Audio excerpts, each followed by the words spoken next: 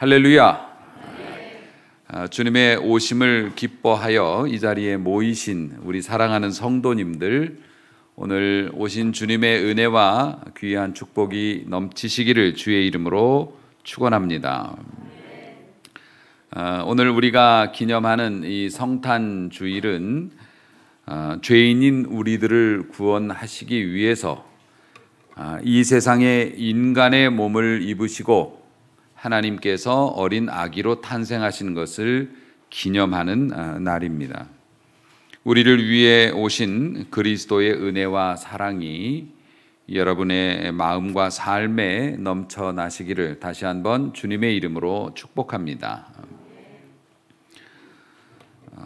크리스마스의 주인공은 예수님이십니다. 누가 뭐래도 그렇죠. 그런데 사실 크리스마스라고 하는 날이 주인이 없는 날이 되어가고 있는 것 같습니다. 빈 껍데기의 성탄절이죠. 젊은 사람들이나 세상 사람들은 그저 먹고 그냥 즐기는 휴일이 되어버린 것입니다. 자본주의 시장이 확장이 될수록 예수님께서는 성탄절의 주인이 아닌 손님의 자리로 내려가시게 되었고요. 대신 그 자리에 산타가 앉아서 성탄절을 지배하고 있습니다. 하나님의 아들이 인간이 되어 이 땅에 오신 날, 그 날 우리가 누리는 이 기쁨은 우리의 죄를 대신 지시고 십자가에 달리신 그 주님의 아픔 위에서 생겨난 것이라고 하는 것도 잊지 않았으면 참 좋겠습니다.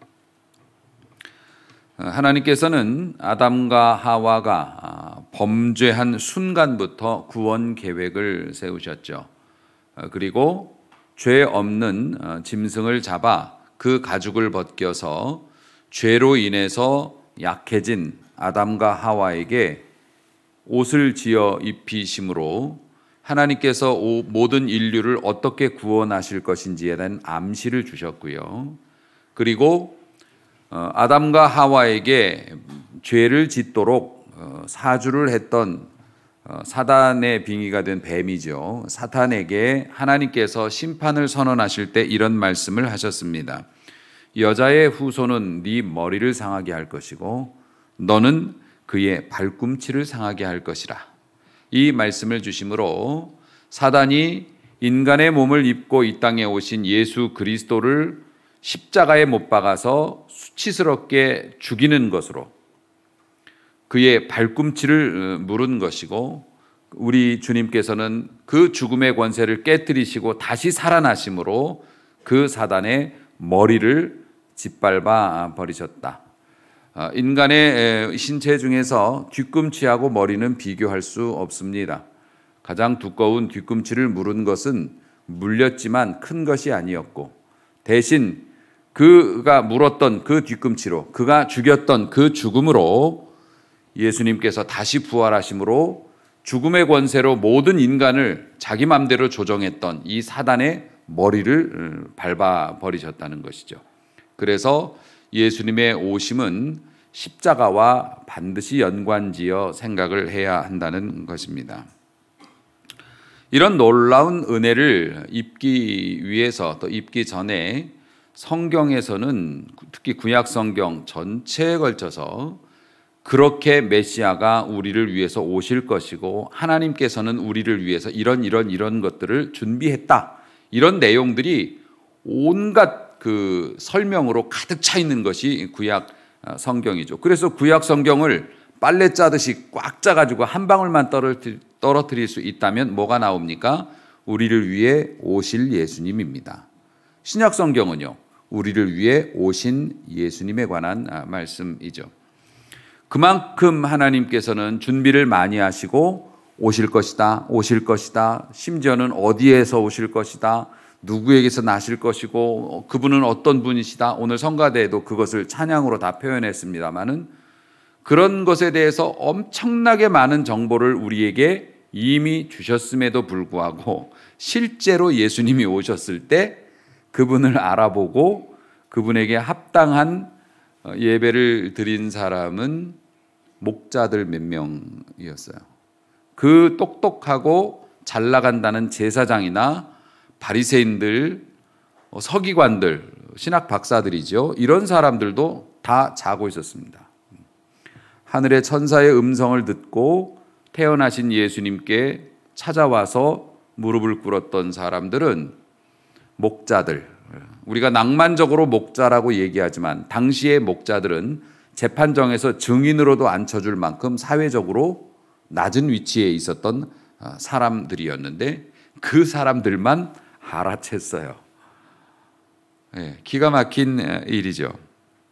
그리고 오늘 7절 말씀도 있습니다만은 첫 아들을 낳아서 강보 보재기에 쌓아가지고 구유에 뉘었어요. 우리는 이제 나귀의 구유일 것으로 그렇게 생각을 합니다만은 그 이유가 뭐냐면 여관에 있을 곳이 없어서 정상적인 방이 없어서 짐승들과 함께 기거하는 그런 허름한 처소에서 어디 누일 데가 없으니까 그나마 짐승의 밥그릇에다가 아기를 보재기에 싸서 이렇게 눕혀 놨다는 겁니다.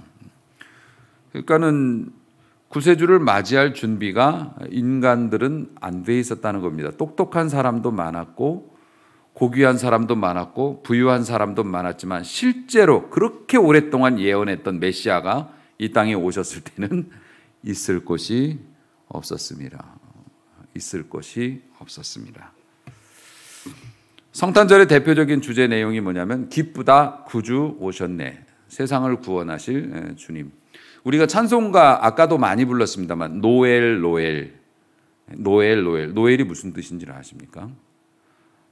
여러분의 대답은 알았는데 까먹었으니까 목사님이 말씀해 주시면 다시 생각날 줄로 믿습니다. 요거잖아요. 노엘이라는 게 생일이라는 뜻이에요. 탄생이라는 뜻입니다. 탄생 그리고 기쁨이라는 뜻도 갖고 있어요. 그러니까 탄생 이스라엘 왕이 나셨다. 기뻐하라 기뻐하라 이스라엘 왕이 나셨다. 이거 잘 기억했다가 내년에는 반드시 대답을 할 수 있기를 바랍니다. 그렇게 기쁘다 우리의 구주가 오셨다. 만백성 맞으라. 그런데 만백성은 고사하고 예수님을 맞이하는 사람들이 없었다는 겁니다. 우리나라는 크리스마스가 공휴일입니다. 빨간 날이죠. 심지어는 오늘 같은 날은 주일과 겹치기 때문에 정부에서 이제 다음에는 대체 공휴일로 지정해서 월요일 날 쉬는 걸로. 올해는 그렇게 안 하죠. 다음에는 그렇게 할 정도로 이렇게 비중을 높여 잡고 있고요. 세계 거의 대부분의 나라들이 12월 25일을 공휴일로 지정해서 이렇게 합니다만은 공휴일 안 하는 나라도 있어요. 공휴일 없이 평일로 지내는 나라. 그 가장 가까이 있는 일본이 공휴일로 지정하지 않습니다. 물론 기독교 인구가 0.8%에서 1% 정도밖에 지금도 안 되기 때문에 그런 것도 있지만 우리나라도 0.8%에서 1%일 때 지정을 했거든요. 옛날 우리 1930, 40년대쯤 아마 지정했을 겁니다. 그런데 일본은 제껴두고요. 그냥 별로 관심도 없으니까 그냥 그 사람들은 공휴일이 아니에요. 또 공휴일이 아닌 대표적인 나라가 중국입니다. 중국은 공산주의 국가고 기독교 신앙에 대해서 박해를 하는 나라이기 때문에 당연히 공휴일일 수는 없겠죠. 그리고 특이한 나라가 하나 또 있습니다. 이 12월 25일을 공휴일로 지키지 않는 어디게요? 예? 그러네. 북한도 있네. 많이 있겠죠. 근데 특이한 나라. 그렇지.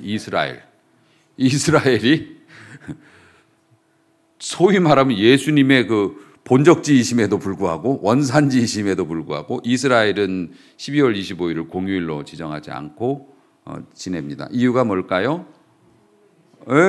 예수님을 메시아로 인정하지 않기 때문에 그렇습니다.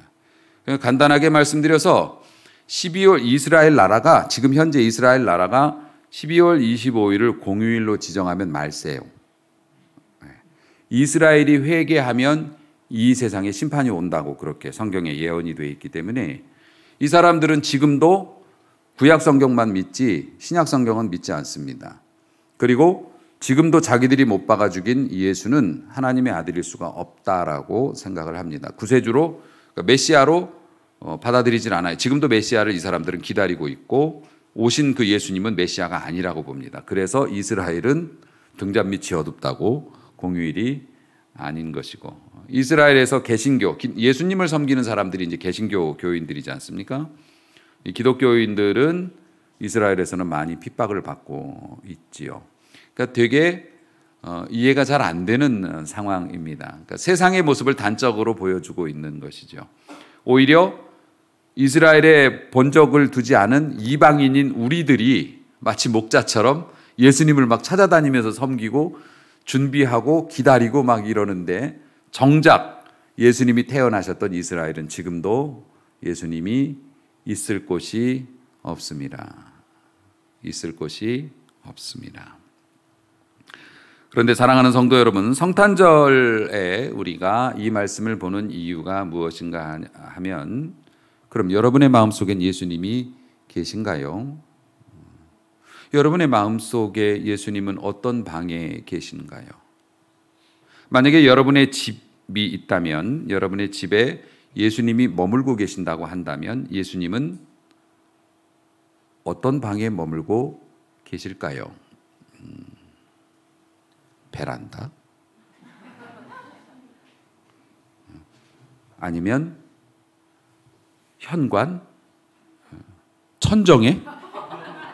너무 공포스러운 거 아닙니까, 그거? 천정에? 현관에 많이 계실 것 같아. 신발처럼 들어오면 이제 나의 왕국이 되는 거고, 나갈 때 예수님 착용하고 나가는 거. 그래서 여러분의 마음속에 예수님이 어디쯤에 계실까요? 예수님, 지금 심각한 상황이고 지금 너무 급박한 상황이니까 잠깐 뒤로 좀 이렇게 가보세요. 일단 요거 해결하고 그리고 예수님하고 얘기 좀 하게요. 혹시 그러진 않나요? 이미 다 저질러 놓고, 이미 다 저질러 놓고 병원에서 의사가 딸이라고 그랬는데, 가만히 있어봐, 예수님 잠깐요, 아들로 좀 바꿔주세요. 혹시 그러고 있지는 않은가요? 미리 예수님과 의논하고 미리 예수님의 뜻을 알려고 하고 이러기보다는, 혹시 내 뜻으로 해보다가 안 되면 예수님께서 등장해야 되는 그런 위치에 있는 것은 아닌가요? 세상에 이스라엘만 있을 곳이 없는 것이 아니라 혹시 내 마음에도 예수님이 계실 만한 곳이 없는 것은 아닐까요? 여러분은 무엇 때문에 노여워하고 무엇 때문에 즐거워하고 무엇을 소망하고 무엇을 가장 기다리나요? 예수님은 여러분의 마음 어디에 계신가? 이번 성탄절에 그것을 좀 살펴봐서 업그레이드 하시길 주의 이름으로 축원합니다. 좋은 자리로, 가장 높은 자리로, 가장 먼저. 어제 저녁에 저희 교회에서 성탄 전야 행사를 했습니다. 저희 아는 이제 우리 자녀들 그 아는 친구는 올림픽공원 앞에 있는 큰 교회에 있습니다. 큰 교회에 있어요. 그 교회에 다니는데 그 교회에도 전야 행사는 없었다고 하더라고요. 우린 전야 행사 했습니다. 물론 저희 교회의 규모나 또 여러 가지 형편상 다채로운 행사를 많이 할 수 있는 여건도 안 됐고, 아직도 코로나의 영향이 있기 때문에 다들 나오시지 못하는 부분들도 있고 그렇습니다. 그래서 사실 분위기가 이거를 좀 하기에는 진짜 여러 가지 너무 안 좋은 여건이다. 그런데 저는 또 생각이 좀 달라서 그럴수록 더 해야 되는 거 아닌가라는 생각이 들었습니다. 아니, 예수님이 오셨는데 교회가 그 전날 깜깜해. 그건 아니지 않나? 그건 아니죠. 예수님이 오셨는데 적어도 교회는 예수님 기다리고 있어야 될 거 아닙니까? 그래서 우리는 모여서 빙고 게임을 했습니다. 물론 발표회도 했지요. 발표회도 했고 매년 그렇지만 우린 안 한다, 우린 못 한다 하는데 다 나와서 했습니다. 다 나와서 했고 난 그 마음이 너무 예뻐요. 착하잖아.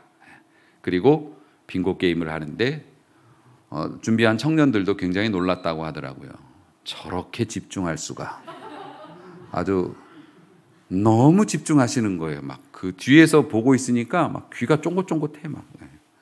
그래서 설교할 때 저렇게 좀 집중했으면 큰 은혜를 받았을 텐데. 목사는 이제 그랬습니다만은 막 웃는 소리, 즐거워하는 소리, 막 음식 나눠 먹고 주방에서 막 하고 이쪽에서 연습하고 저는 우리 주님도 그 자리에 계셨을 거라고 저는 믿습니다. 그럼 우리 마음속에 우리 교회에 주님 계시는 자리가 좋은 자리인 거죠. 그런 경우에는. 그렇게 주님을 좋은 자리에 모시면 어떤 일이 일어날까? 주님이 가까이 계시고 우리가 주님과 가까이 있으면 좋은 일밖에는 다른 일이 일어날 수가 없습니다. 어린 자녀가, 무능력한 어린 자녀가 자기 힘으로 전투력도 없고 경제력도 없고 지각도 떨어지고 생각도 짧고 어리니까 그런 어린아이가 부모의 품에 있다. 그럼 그 아이에게 나쁜 일이 일어날 일이 없습니다. 심지어는 아이가 힘들어하는 상황이 생기는 것도 부모가 그 아이의 성장을 위해서 하는 것이고 도에 넘어가면 딱 멈추고 부모가 감싸줄 것이기 때문에 염려할 것 없는 것처럼 우리가 주님 가까이에 나가고 주님을 모시고 주님과 동행하면 어떻게 된다고요? 부모의 품속에 있는 어린아이처럼 우리의 삶이 고단하든지 아니든지 우리의 결론은 행복이고 축복인 줄로 믿으시기 바랍니다. 그러니까 신앙생활 한다고 어디 뭐 유명한 사람 막 따라다니고 어디 막 유명한 목사님한테 가서 막 기도받으려고 그러지 마시고요. 예수님을 알아뵙고 예수님을 존중하고 예수님을 가까이 모시는 사람이나 교회하고 같이 지내는 게 좋아요. 그러면 우리 예수님에 대해서 더 많이 알 수 있고 체험할 수 있고 그래서 우리도 예수님을 모실 수 있게 되니까요.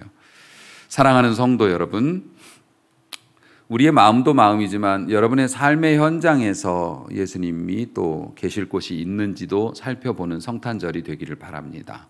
그래서 집 안에서도 예수님이 좋은 자리에 계시지만 여러분의 삶의 현장, 여러분이 거래하는 혹은 여러분이 장사하는, 여러분이 근무하는, 여러분이 공부하는 그 현장에서도 예수님이 숨겨진 존재로서 그렇게 내가 그리스도인인 것을 아무에게도 알게 하지 말라. 이렇게 살지 마시고 예수님이 당당하게 여러분과 함께 계실 수 있다는 것을 여러분들이 증명하는 삶을 살아가는 은혜가 있을 수 있기를 소망합니다.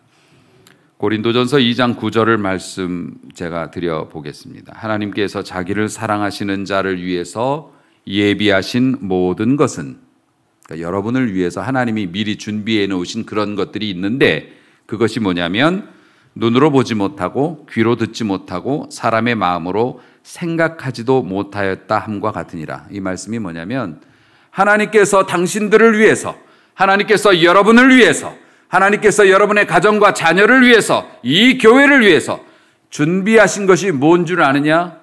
너네는 보지도 못했고 듣지도 못했고 생각도 못했던 것들을 준비하고 계신다. 아멘. 아멘. 주님과 동행하는 자, 주님을 알아보는 자, 주님을 높은 곳에 모시는 자, 있을 곳이 없는 것이 아니라 내 마음에, 우리의 가정에, 여러분의 일터에 있을 곳이 많음이라. 아멘. 그런 자들에게 준비되어진 하나님의 은혜는 여러분이 그동안에 본 적도 없고 들어본 적도 없고 너 어떤 복 받을래? 상상해봐. 그래봐야 고작 뭐 로또나 맞았으면 좋겠어요.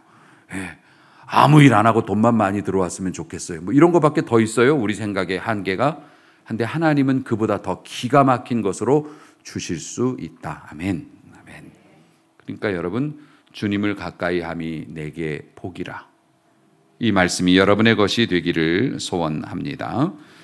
내 앞날이 주님의 손에 있습니다. 이 말을 누가 했는 줄 아십니까? 수태고지를 받았던 마리아가 고백했던 겁니다. 마리아의 찬가를 요약해 보면 그겁니다. 내 앞날은 주님의 손에 있습니다. 왜냐하면 마리아가 받아들일 수 없는 현실이었죠. 처녀가 잉태해서 아들을 낳는다고요? 지금도 민망한 상황입니다. 지금도 민망한 상황인데 옛날에는 목숨이 왔다 갔다 할 뿐만 아니라 그 중동 사람들 가문의 명예 엄청 따지죠. 여러모로 아주 곤란한 상황입니다. 그런데 마리아는 그 말씀을 받아들였고 주의 여종이기 때문에 내가 주님의 것이므로 주님의 뜻이 이루어지는 것이 좋겠습니다. 그러면서 내 앞날이 주의 손에 있습니다. 이렇게 고백했습니다. 그래서 마리아가 어떻게 됐나요? 출세했죠. 지금도 천주교회 가면 마리아는 마당에 다 서 있습니다. 지나가면서 다 꾸벅꾸벅 인사하고 다닙니다. 예수님한테는 직접 나가기에 좀 너무 어려워서 마리아한테 기도하라고 가르칩니다. 엄마가 얘기 잘 해줄 거라고. 하지만 그것은 이제 옳은 얘기는 아니지만 그 정도로 존중받습니다. 마리아가 돌에 맞아 죽었나요? 아니면 더러운 여자라고 비난받았나요? 아니요. 마리아는 추후에 예수님의 어머니의 역할도 감당했지만 교회의 지도자 노릇도 했습니다. 하나님 앞에 귀하고 거룩하게 쓰임 받았습니다. 사랑하는 성도 여러분, 우리도 마리아처럼 섭리의 도구가 될 수 있기를 주님의 이름으로 축원합니다. 내가 너를 위해서 너의 자녀를 통해서 어떤 좋은 일을 하고 싶어 쓰임 받아볼 테냐? 마리아에게 하셨던 얘기가 그거잖아요. 쓰임 받아볼 테냐? 하지만 네가 현실적으로 보면 부담스러울 수 있어. 하지만 네가 받아들인다면 나는 너를 통해서 나의 섭리를 이룰 것이다.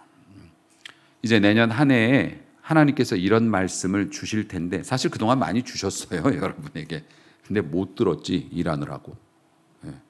못 들었어. 정신이 다 한 대 팔려 있어가지고. 운전하면서 내비가 아무리 띠롱띠롱띠롱 속도 줄여야 합니다. 그런데도 전화통화하고 있거나 딴 생각하고 있으면 지나갑니다. 그리고 행운의 편지가 집으로 오죠. 그런 것처럼 우리가 세상 일에 너무 몰입되어 있고 정신 팔려 있으면 우리 주님께서 나의 섭리를 이루기 위해서 너를 쓰고 싶어라고 하는 감동을 주실 때 그냥 이해도 못하고 넘어가기도 하고 또 턱 들어서 뭐야 난 그런 거 못해요. 내 체질이 아닙니다. 저는 그런 사람 아닙니다. 그러면서 고상하게 기도해 볼게요. 그러면서 기도 안 하고 넘어가잖아요.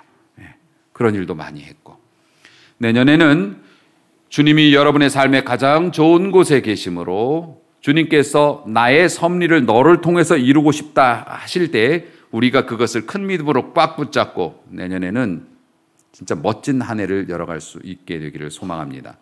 그래서 내년 성탄절에는 어깨에 힘 좀 주고 주님께서 이렇게 하셨습니다.